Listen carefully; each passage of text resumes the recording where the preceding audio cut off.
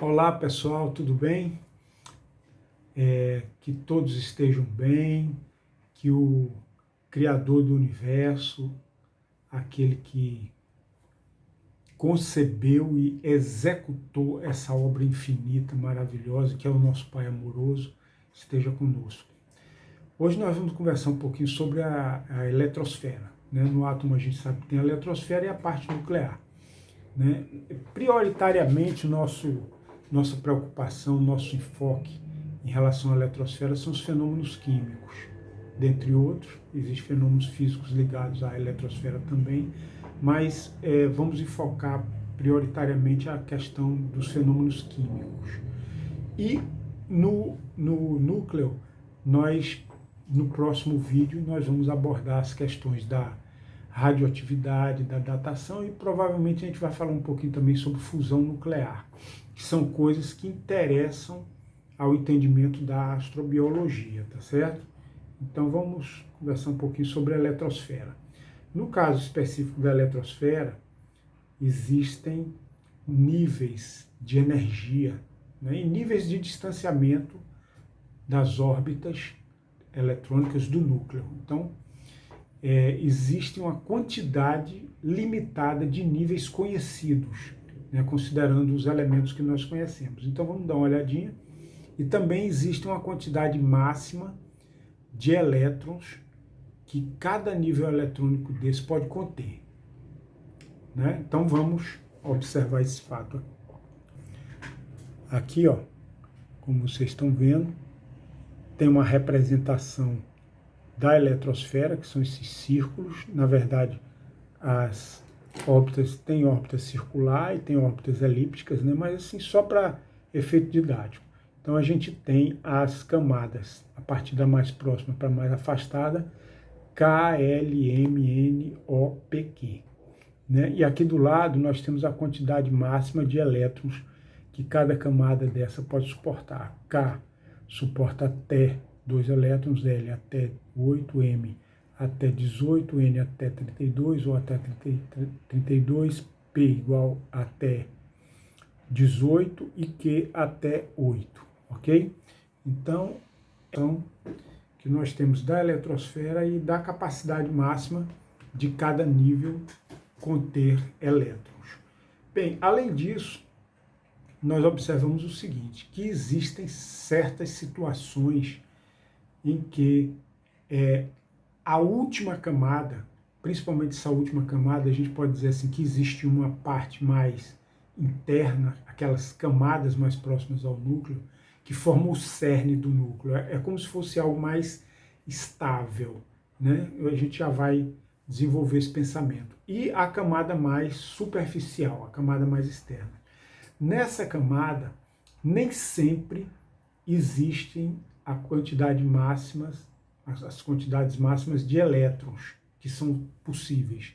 Então, por exemplo, num átomo cuja última camada ele pode suportar, digamos, 8 elétrons, ele pode ter só um elétron, porque a quantidade de elétrons que ele possui em equilíbrio elétrico, ele não é capaz de preencher toda a capacidade da última órbita. Por exemplo, a gente tem o lítio, que é um número atômico 3. Né? Então, na primeira órbita, ele tem 2 elétrons, que é a capacidade máxima da primeira órbita. E na segunda órbita, cuja capacidade máxima é de 8 elétrons, ele tem um só. Então, esse elétron que ficou assim meio perdido ali, meio solitário, um ou 2 elétrons que ficassem ali meio solitários na última camada, nós chamamos de elétrons livres. Né? Então, esses elétrons livres, quando os elementos eles possuem elétrons livres, normalmente eles são condutores. Porque se a gente fizer incidir um campo elétrico naquela região, então a gente vai ver que os elétrons livres tendem a saltar para outros elétrons, para outros átomos vizinhos. Né? Então, esse salto forma uma corrente elétrica. Ok? E também existe uma situação, uma possibilidade de ligações químicas. Né? Existem outras configurações que são o seguinte, que na última camada o átomo ele está quase completando a quantidade de elétrons máximos. Por exemplo, o oxigênio 8, né? Então o oxigênio ele tem 8 elétrons. Aí o que acontece? Ele tem 2 na primeira camada e 6 na segunda camada. Faltam 2 para 8. Então ele é como se ele tivesse assim, uma certa carência de completar a quantidade máxima de elétrons. Existe uma tendência dele demandar elétrons, né? Enquanto o outro que tem aquele elétron solto, ele pode doar, né? No caso de outros tipos de elementos, como, por exemplo, o sódio e o cloro, né? O sódio com o elemento com o elétron sobrando ali no último nível, ele doa para o cloro, né? E aí eles ficam eletricamente carregados.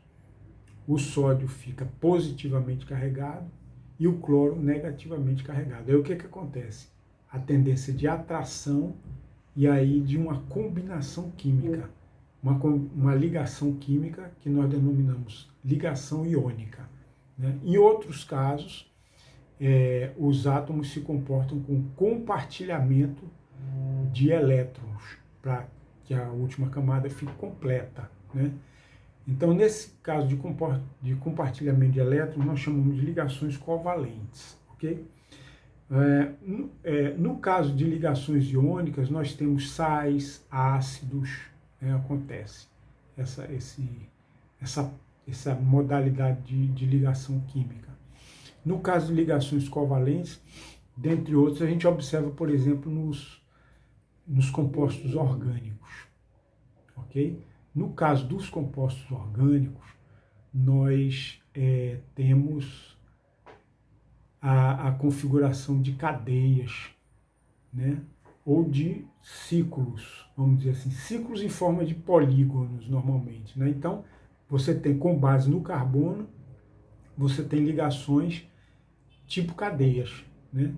Sempre nas fórmulas e nas moléculas orgânicas, nós vamos encontrar fatalmente carbono, sem carbono não há química orgânica, e hidrogênio. Hidrogênio também está sempre presente. Mas outros elementos como sódio, como enxofre, como nitrogênio, como oxigênio, nós vamos encontrar também nos compostos orgânicos, ok? Pois bem, mas o que acontece que nós queríamos falar? É sobre a espectroscopia.